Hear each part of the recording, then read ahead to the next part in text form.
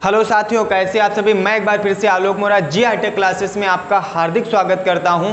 तो लगातार बने रहिए हमारे यूट्यूब चैनल जी हाईटेक क्लासेस के साथ और ये वीडियो जो है वो लास्ट तक ज़रूर देखें। आप लोगों को इस वीडियो में बहुत ही मज़ा आने वाला है।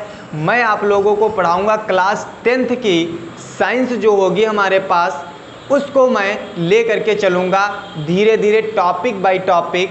और ये जो मैं पढ़ाऊँगा ये मोस्ट इम्पॉर्टेंट टॉपिक होंगे हमारे पास, जो यूपी बोर्ड के लिए बहुत ही इम्पॉर्टेंट होंगे। इससे आप लोग अपनी मेरिट साइंस की जो है वो सुधार सकते हैं। 170 नंबर का जो पेपर होता है, 30 नंबर स्कूल से मिलते हैं, उसमें आपको 70 में से 70 मार्क दिलाने की मेरी फुल गारंटी होगी। मैं कोशिश करूंगा आप लोगों को 70 में 70 दिलाने की। सिर्फ आप लोगों का साथ चाहिए, डरने की कोई बात नहीं। जब तक ईश्वर साथ है, बस ये धैर्य बनाए रखिए, आप लोग बिल्कुल सफलता प्राप्त कर लेंगे। तो चलो मैं अब आपको ले चलता हूँ अपने टॉपिक की ओर, अपने लेसन की ओर, अपने बुक की ओर। तो आज मैं आप लोगों को पढ़ाऊँगा क्लास 10th की जो साइंस होगी हमारे पास, वो पढ़ाऊंगा। देखो, पहले थोड़ा सा तो साइंस के बारे में डिस्कस करूंगा। जो क्लास 10th की साइंस होगी, क्लास 10th की साइंस SCIENS, ये जो साइंस होगी, इसमें सबसे पहले क्लास 10th की साइंस लेक्चर नंबर जो हमारे पास होगा, लेक्चर नंबर 1 होगा। कौन सा? लेक्चर नंबर 1 होगा हमारे पास में। अच्छा, थोड़ा सा पहले साइंस के बारे में डिस्कस कर लेते हैं। ज़्यादा हमें बताने की नहीं ज़रूरत है, आप लोगों को पता होगा। आप लोगों के सर जो होंगे वो बताए होंगे, तो मैं थोड़ा सा आप लोगों को जानकारी दे रहा हूँ। देखो, आप लोगों ने साइंस पढ़ी होगी, 9th में भी पढ़ा है, यहाँ भी पढ़े होंगे। साइंस मतलब होता है विज्ञान हमारे पास। साइंस मतलब क्या होता है? विज्ञान। और ये विज्ञान का ही युग चल रहा है। किसका युग चल रहा है? विज्ञान का ही युग चल रहा है। जो कलयुग है ये विज्ञान का ही युग है। अगर आप साइंस नहीं पढ़ेंगे तो आप समझ लो बहुत पीछे पहुंच जाएंगे। 1 पीढ़ी 2 पीढ़ी आप पीछे जा सकते हैं, कम से कम 10 वर्ष 20 वर्ष पीछे जा सकते हैं। अगर जो साइंस आपको नहीं आती है तो आप बहुत ही पीछे चले जाएंगे। तो ज़माने के अनुसार आप बिल्कुल एक्टिव रहिए। अगर जो ज़माने के अनुसार नहीं चलेंगे तो आप बहुत पीछे पहुंच सकते हैं। तो ज़माने के अनुसार बने रहिए हमारे YouTube चैनल जी हाईटेक क्लासेस के साथ। और हाँ, अगर जो हमारे चैनल पर नए हैं तो हमारे चैनल को सब्सक्राइब करें और लाइक करें, ठीक है। बेल आइकन दबाना बिल्कुल ना भूलें। इधर देखो, जो विज्ञान होती है उसमें तुमको 3 चीज़ें पढ़ाई जाएंगी। कौन कौन सी चीज़? पहले नंबर पे तो रसायन विज्ञान पढ़ाई जाएगी आप लोगों को। क्या पढ़ाई जाएगी? रसायन विज्ञान, जिसे हम प्यार से क्या कहते हैं? केमिस्ट्री कहते हैं। ये केमिस्ट्री भैया बहुत इंपॉर्टेंट है। तुमको एक बात बता दें हम, ये केमिस्ट्री बहुत ही इंपॉर्टेंट है। क्यों?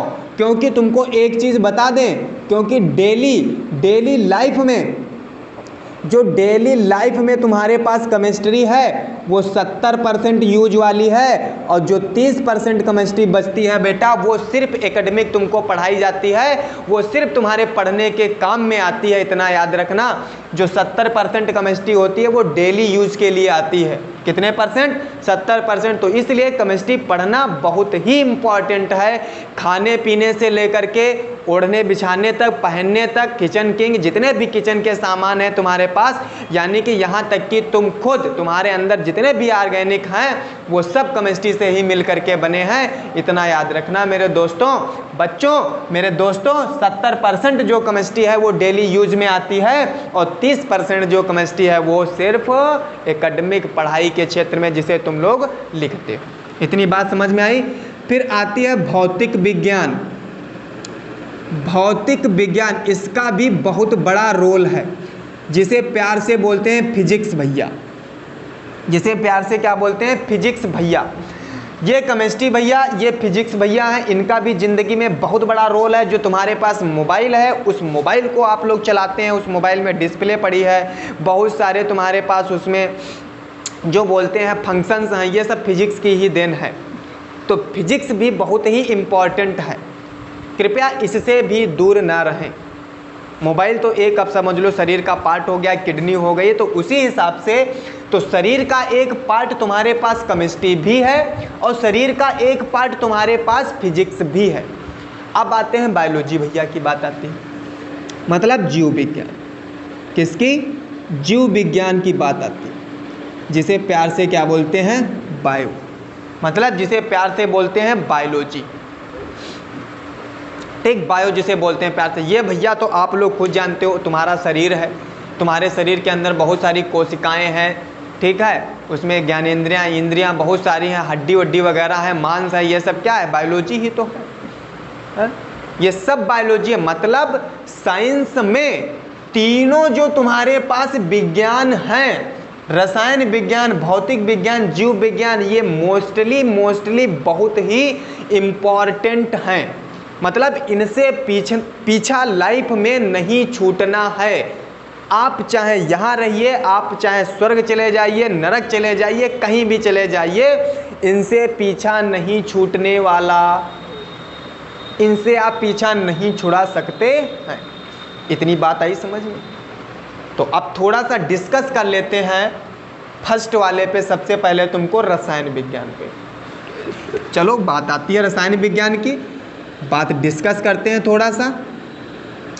रसायन विज्ञान, बाकी विज्ञान की डिफिनेशन तो सब लोग जानते होंगे, जानते हैं नहीं जानते हैं? सुव्यवस्थित सुसंगठित ज्ञान को विज्ञान कहते हैं, मतलब व्यवस्था पूर्वक सुसंगठित गणना पूर्वक तुम्हारे पास उसी से जो विज्ञान उत्पन्न होती है उसे क्या कहते हैं? विज्ञान कहते हैं। सुव्यवस्थित सुसंगठित ज्ञान को विज्ञान कहते हैं, ठीक है। इतनी याद, शॉर्ट है, एक लाइन की है तुम्हारे पास, याद रखना, बाकी डिफिनेशन तो बहुत बड़ी बड़ी है, इतनी याद रखो, बेटर है तुम्हारे लिए, ठीक है। बात आती है रसायन विज्ञान की। अच्छा, बात आती है रसायन, रसायन मतलब होता है केमिकल, तुम्हारे पास में बहुत सारे केमिकल जो तुम्हारे पास होंगे, मतलब इसमें तुमको क्या करना होगा? कार्बनिक और अकार्बनिक पदार्थों का सिर्फ क्या करना होगा? अध्ययन करना होगा। किन चीज़ों का? एक तो तुम्हारे पास में कार्बनिक पदार्थ, कौन कौन सी चीज़ें? एक तो तुम्हारे पास कार्बनिक पदार्थ बच्चा अध्ययन करना होगा, दूसरा तुम्हारे पास जो मिलेगा वो अकार्बनिक पदार्थ मिलेगा, अकार्बनिक पदार्थ मिलेंगे तुमको। अकार्बनिक मतलब ऑर्गेनिक, ऑर्गेनिक, और ये तुम्हारे पास इनऑर्गेनिक। अच्छा, एक चीज़ यहाँ पे तुमको पता चल गया, कार्बनिक पदार्थ मतलब ऑर्गेनिक, ऑर्गेनिक मतलब आर्गन, आर्गन मतलब जिनसे हमें कोयला प्राप्त हो, ब्लैक धुआं निकले जिनको जलाने पर, जिनमें कार्बन उपस्थित हो। अगर जो किसी आर्गन को हम जलाएं, ऑर्गेनिक मतलब किसी कार्बनिक मतलब कार्बन, कार्बन युक्त पदार्थ को अगर जो हम जलाएंगे, अगर जो ब्लैक धुएं के साथ में जलेगा तो हमें कौन सा कहलाएगा? कार्बनिक पदार्थ कहलाएगा। अगर जो उसमें ब्लैक धुआं नहीं है, ब्लैक धुएं के साथ में नहीं जल रहा है, तो वो कौन सा कहलाएगा? अकार्बनिक पदार्थ कहलाएगा हमको। इतनी बात समझ में आई आप लोगों को? ठीक है, तो जल्दी से हमारे इस वीडियो को शेयर कर दीजिए ताकि और भी बच्चे देख सकें, और चैनल को सब्सक्राइब करना तो बिल्कुल ना भूलें, क्योंकि आपकी मेहनत और हमारी मेहनत, आपकी डबल मेहनत हो सकती है और आप लोग बोर्ड एग्ज़ाम में टॉप कर सकते हैं। टॉप करने के लिए कुछ तो बनता है, इतनी बात याद रखना। तो इतनी बात समझ में आई रसायन विज्ञान इसमें, ठीक है। बाकी और है तुम्हारे पास फिजिकल भौतिक विज्ञान है, भौतिक रसायन, सॉरी भौतिक रसायन, ये तुमको बाकी बाद में पढ़ने को मिलेगा, पहले तुमको ये दो पढ़ने को मिलेंगे यहाँ पे जो है डिस्कस, ठीक है। यहाँ पे तुमको ये दोनों, मतलब ऐसे रासायनिक पदार्थ या ऐसे रसायन विज्ञान जिसमें हम कार्बनिक पदार्थों का क्या करते हैं? अध्ययन करते हैं, कार्बनिक रसायन या कार्बनिक पदार्थ कहलाते हैं। अकार्बनिक मतलब अकार्बनिक रसायन चीज़ों का अध्ययन करते हैं तो अकार्बनिक पदार्थ कहलाते हैं, ठीक है। अब बात आती है इसमें तुम्हारे पास रसायन विज्ञान में जो पहला लेसन होगा, किसकी बात आती है? रसायन विज्ञान में जो पहला लेसन हमारे पास में है, पहला लेसन, इधर देखो, लेसन तो हमारे पास वैसे हैं कितने? लेसन तो हमारे पास वैसे 5 हैं। लेसन हमारे पास कितने हैं? 5। देखो इधर कौन कौन से? लेसन नंबर 1 जो हमारे पास में है वो हमारे पास है रासायनिक अभिक्रियाएं। क्या है? रासायनिक अभिक्रियाएं एवं समीकरण, एवं समीकरण, रासायनिक अभिक्रियाएं एवं समीकरण। लेसन जो हमारे पास दूसरा होगा, दूसरा लेसन वो हमारे पास होगा अम्ल, क्षार और लवण। अम्ल, क्षार और लवण। जो तीसरा लेसन हमारे पास होगा, जो तीसरा लेसन हमारे पास होगा वो होगा धातु, अधातु और उपधातु। जो लेसन हमारे पास 4 होगा वो हमारे पास होगा कार्बनिक पदार्थ, कार्बनिक पदार्थ या कार्बनिक रसायन। 5वां लेसन जो हमारे पास में होगा वो होगा तत्वों का वर्गीकरण एवं सिद्धांत। तत्वों का आवर्त वर्गीकरण, आवर्त वर्गीकरण एवं सिद्धांत। ये 5 लेसन है।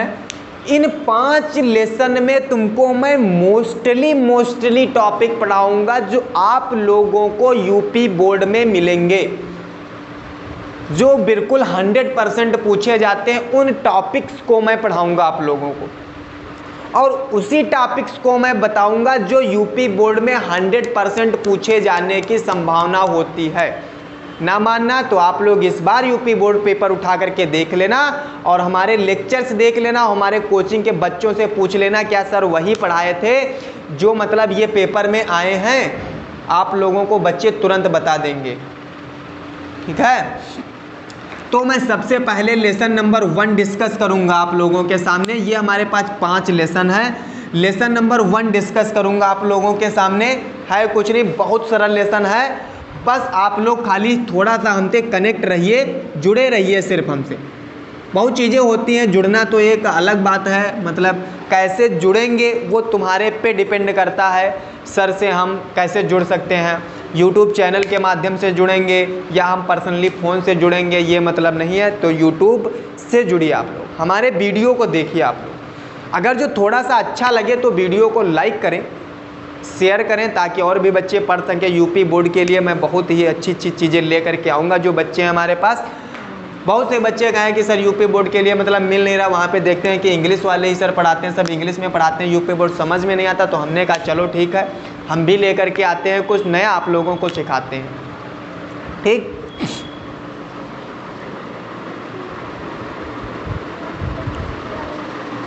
तो बात लेसन नंबर 1 की है। जैसे कहानी होती है ना, कहानी सुनते हो, बात उस टाइम की है जब मैं छोटा था। तो बात ऐसी नहीं, बात ऐसी है, बात लेसन नंबर 1 की है, रासायनिक अभिक्रियाएं एवं समीकरण की है। बात रासायनिक अभिक्रियाएं एवं समीकरण की है। बात याद करो उस टाइम की जब रासायनिक अभिक्रिया तुम करवाते थे, अभी भी करवाते हो रासायनिक अभिक्रियाएं, सिर्फ तुमको पता नहीं है कि रासायनिक अभिक्रिया क्या होती है, सिर्फ तुमको पता नहीं। एक बार अगर जो जान जाओ रासायनिक अभिक्रिया क्या होती है तो आप लोगों को तुरंत पता चल जाएगा, अरे ये रासायनिक अभिक्रिया थी, अरे ये तो साला हम बचपन से जानते हैं कि रासायनिक अभिक्रिया क्या होती है, आज जा करके पता चला कि रासायनिक अभिक्रिया ये होती है। सिर्फ थोड़ा समझने की बात है। अगर जो एक बार समझ गए, मन लग गया, तब तो बहुत बढ़िया चीज़ है। नहीं तो कहावत तो सुनी होगी, अगर जो मन लगा गद्दी से तो परी क्या चीज़ है, ये कहावत सुनी है तुम लोगों ने। तो एक बार अगर जो मन लग गया ना तुम्हारा केमिस्ट्री में, तो दुनिया की कोई भी वस्तु आप लोगों को हटा नहीं सकती, दुनिया की कोई भी चीज़ आप लोगों को अलग नहीं कर सकती। चाहे पूरी दुनिया की कायनात आप लोगों को अलग करने में लग जाए तो आप लोगों का पढ़ाई से नाता नहीं हट सकता। सिर्फ एक बार पढ़ने की ज़रूरत है, मन लगाने की। मन लगाइए आप लोग। चलो इसमें देखो रासायनिक अभिक्रिया तुमको, अच्छा इसमें क्या सबसे पहले मैं टॉपिक बताता हूँ तुमको पढ़ना क्या क्या, सिर्फ उतनी चीज़ पढ़नी है, बाकी और कोई चीज़ नहीं पढ़नी है। तो सबसे पहला टॉपिक तुम्हारे पास जो होगा, जो टॉपिक तुम्हारे पास है, पहला टॉपिक जो तुम्हारे पास में होगा वो हमारे पास टॉपिक होगा रासायनिक अभिक्रिया। रासायनिक अभिक्रिया तुम्हारे पास ये पहला टॉपिक होगा। जो दूसरा टॉपिक तुम्हारे पास होगा वो रासायनिक समीकरण होगा। एक एक करके सब टॉपिक बताऊंगा मैं, एक एक करके पूरी पुराण में सुनाऊंगा, रामायण पूरी जितने भी तुम्हारे पास काल होते हैं वो कांड होते हैं सब मैं बताऊंगा। इसमें कौन कौन से कांड हैं, रामायण में जितने कांड होते हैं सब पढ़ते हो, जब रामायण पढ़ते हो ना तो उसी तरीके से कांड बताऊंगा, कौन कौन से इस साइंस ने कांड किए हैं, वही कांड सारे के सारे मैं गिनाऊंगा। साइंस का कांड जो होता है वही गिनाऊंगा। जो तीसरा तुम्हारे पास टॉपिक होगा वो अभिक्रिया के प्रकार होंगे। अभिक्रिया के प्रकार होंगे तुम्हारे पास। इस अभिक्रिया के प्रकार में तुमको इसमें पहला जो मिलेगा वो मिलेगा संयोजन अभिक्रिया। संयोजन या तुम्हारे पास योगात्मक अभिक्रिया कहीं कहीं लिखा होता है, कहीं कहीं पर योग लिखा होता है अभिक्रिया। इतनी बात आई समझ में। दूसरा तुम्हारे पास होगा वियोजन अभिक्रिया। दूसरा कौन सा, वियोजन या तुम्हारे पास अपघटन। अपघटन या तुम्हारे पास में मिलेगा वियोग। वियोग अभिक्रिया।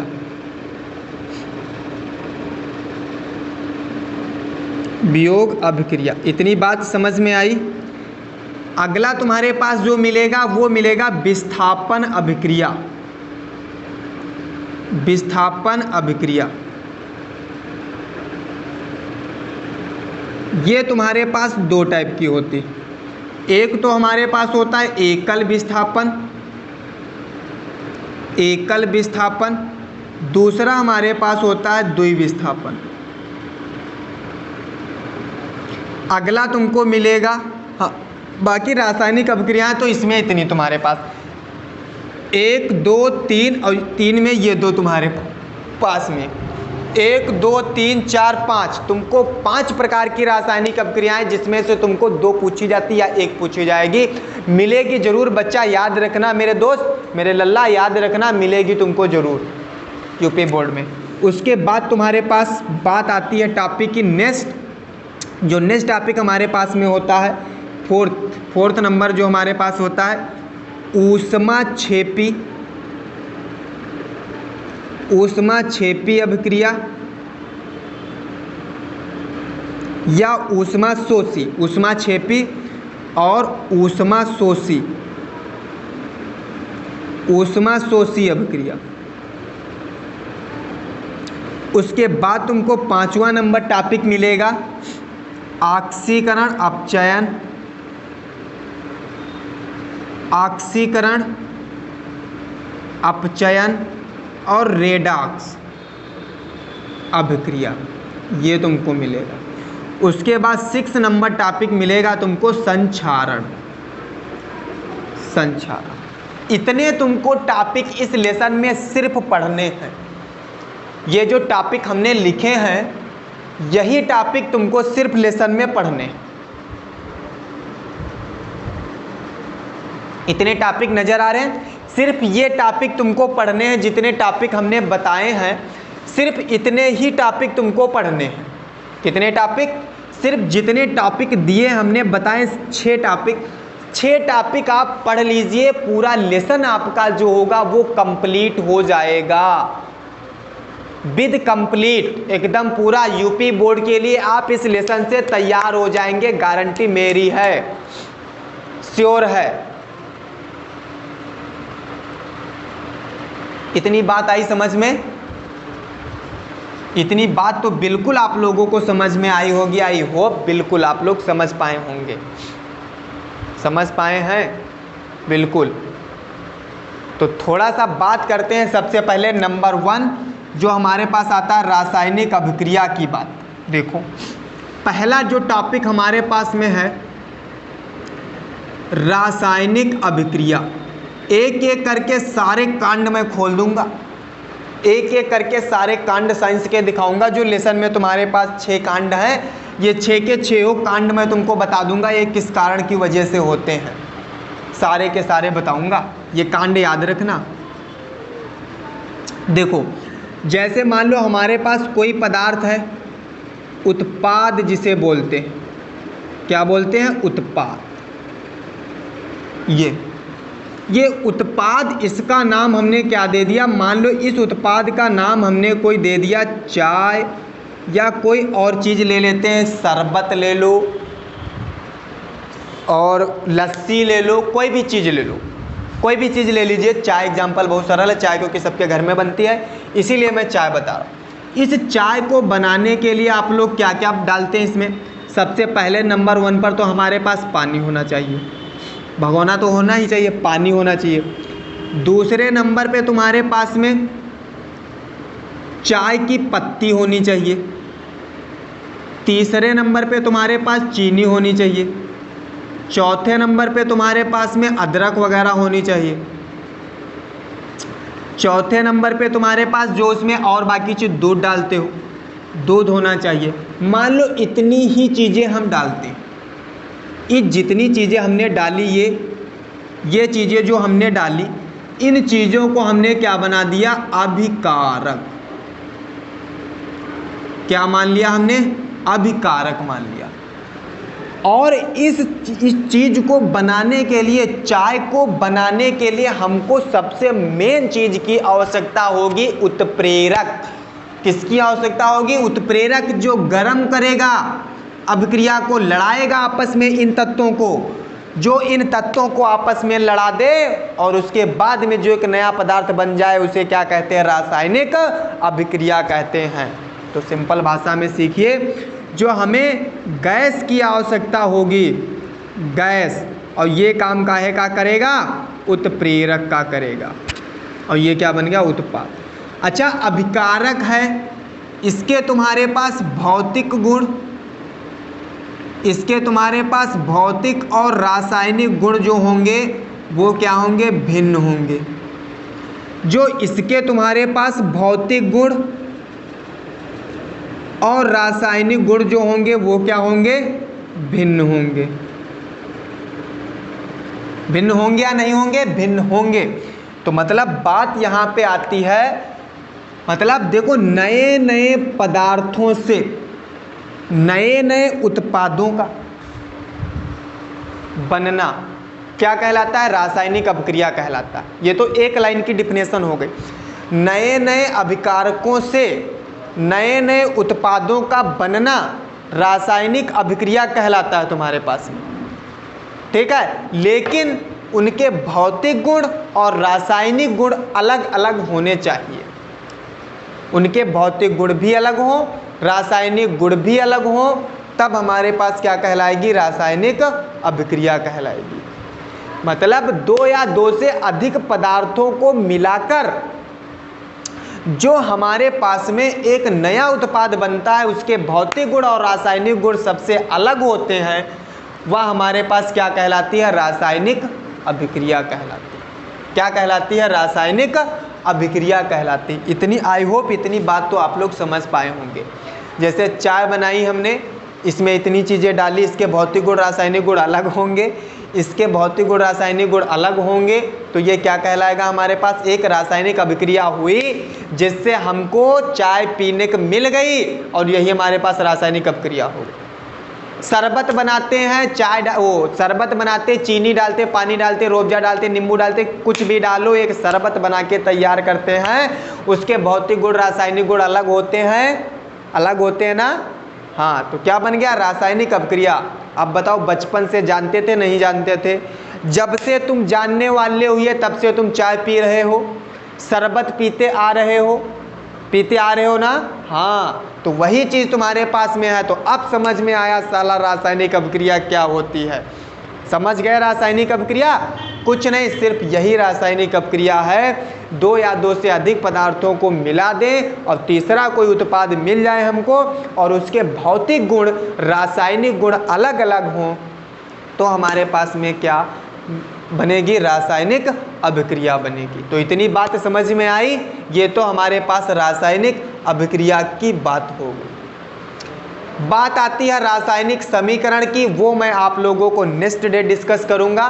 फिर बाकी जो है तुम्हारे पास अभिक्रिया के प्रकार, वो मैं नेक्स्ट डे आप लोगों को डिस्कस करूंगा। आई होप बिल्कुल आप लोगों को समझ में आया होगा। तो लगातार बने रहिए हमारे यूट्यूब चैनल जी हाईटेक क्लासेस के साथ। जय हिंद, जय भारत।